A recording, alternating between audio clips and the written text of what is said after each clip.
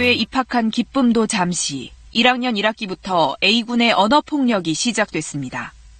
개 돼지라고 불렀습니다. 특정 신문을 본다는 이유로 빨갱이라고 불렀습니다. 소속된 동아리에서 쫓아냈습니다. 식당에서 왜 인간이 밥 먹는 곳에 네가 오냐, 구제역 걸리기 전에 꺼지라고 말했습니다. 가해 학생 아버지는 고위직 검사로 확인됐습니다. KBS 측에는 이 사건에 검사로서 관여한 바가 없으며 피해 학생 측에는 서면으로 사과를 했다고 밝혀왔습니다.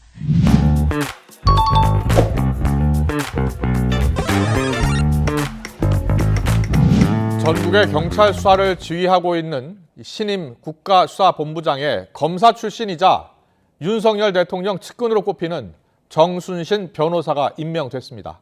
윤석열 대통령의 측근으로도 분류가 되는데요. 과거 윤 대통령이 대검찰청 중앙수사부 이과장이던 시절 대검 부대변인을 맡았고요. 윤 대통령이 서울중앙지검장일 때는 인권감독관으로 근무했습니다. 지난 2017년 4월 이른바 돈봉투 만찬 사건에 연루돼 곤욕을 치르기도 했고 대장동 주역인 김만배 씨의 변호인으로 한때 이름을 올리기도 했습니다.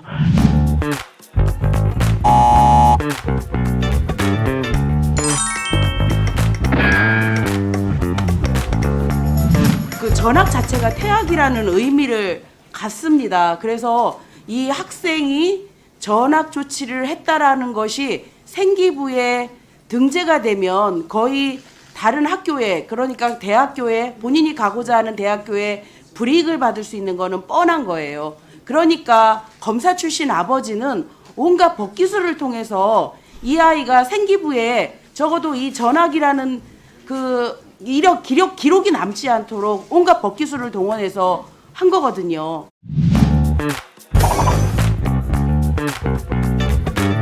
이듬해 학교폭력자치위원회에서 가해 사실이 확인되고 전학 처분이 내려졌습니다. 그러자 정본부장은 전학을 취소해달라며 재심과 행정소송, 집행정지 가처분 신청 등 가능한 모든 법적 대응에 나섰지만 모두 기각됐습니다. 이 과정에서 부모인 정본부장 부부는 아들의 잘못을 인정하지 않았던 정황이 나오기도 했습니다. 1심 판결문을 보면 당시 학교 선생님은 정군에게 피해 학생의 아픔을 공감하게 해주려 노력했지만 책임을 인정하는 걸 두려워하는 부모님이 손도를 막았다고 밝히고 있습니다. 재판부도 가장 가벼운 징계 조치였던 사과문도 제대로 쓰지 않고 처분 조치인 학교 봉사도 학업에 지장이 간다며 법원에 가처분을 제기하는 등 전혀 반성하지 않았다고 질타했습니다. 외상 후 스트레스 장애 등으로 정신의학과 치료를 받아야 했던 피해 학생은 극단적인 선택까지 시도했는데 가해자인 정군은 명문대에 진학했습니다.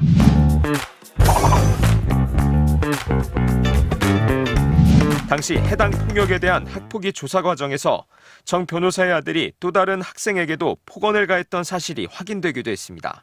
2018년 윤석열 서울중앙지검장, 정순신 서울중앙지검 인권감독관이었습니다. 피의자의 인권을 보호해야 할 인권감독관이 학폭 소송전을 펼치고 있는데 그걸 모르셨다는 걸 누가 믿겠습니까? 인사검증을 맡고 있는 한동훈 장관은 정순신과 사법연수원 동기라고 하니 더더욱 몰랐을 리가 없습니다. 윤석열과 한동훈이라는 든든한 백이 있으니 정순신도 학폭 가해자인 그의 자녀도 세상 무서울 것이 없었겠죠. 이처럼 인사 추천 단계에서부터 걸러지지 않은 이유는 검사 출신이면 무조건 통과되는 검찰 프리패스 때문으로 마치 계급사회를 보는 것 같습니다.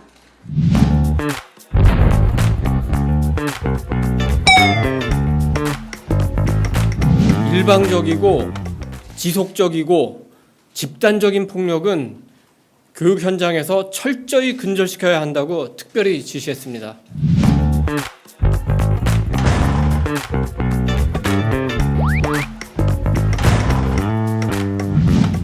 (50억) 클럽은 면죄부를 주고 도이치모터스는 수사하지도 않는 검찰이 이재명은 반드시 잡겠다고 검사 60여 명을 투입해서 근 1년간 그야말로 탈탈 털고 있습니다.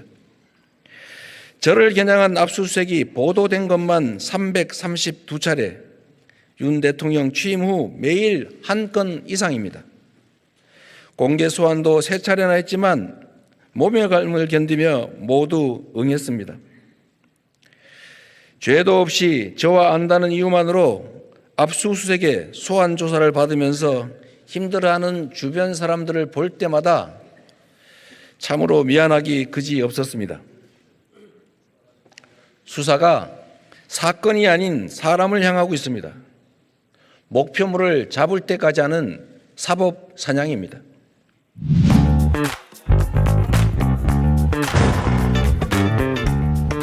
일방적이고 지속적이고 집단적인 폭력은 교육 현장에서 철저히 근절시켜야 한다고 특별히 지시했습니다.